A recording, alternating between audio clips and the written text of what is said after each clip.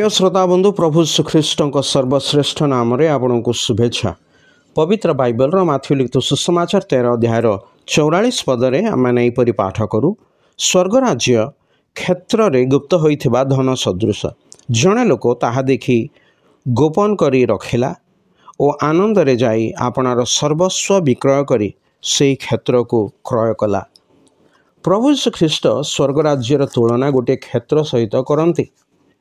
एही दृष्टांतरे जड़े लोक विषय कह जाए जी स्वयं प्रभु जीशु ख्रीष्ट अटंती।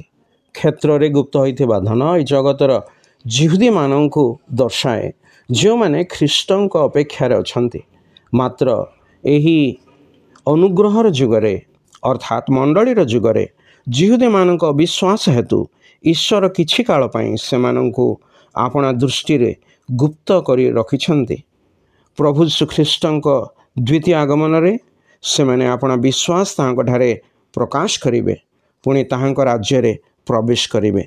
प्रभु श्रीख्रीष्ट आपना सम्मुखस्थ आनंद निमंते अपमान तुच्छ ज्ञान करी धैर्य सह क्रूशीय मृत्यु भोग कले। पुणी ईश्वरंक सिंहासनर दक्षिण पार्श्वरे उपविष्ट होई अछंती। प्रभु श्रीख्रीष्टंकर आनंद तांको विश्वास करुथुबा प्रत्येकंक ठारे अटे।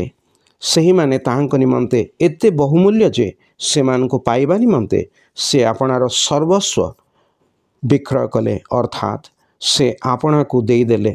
तेबे सेही प्रभुंक निमंते आपण बहुमूल्य हेबाकु चाहिबे नाही कि?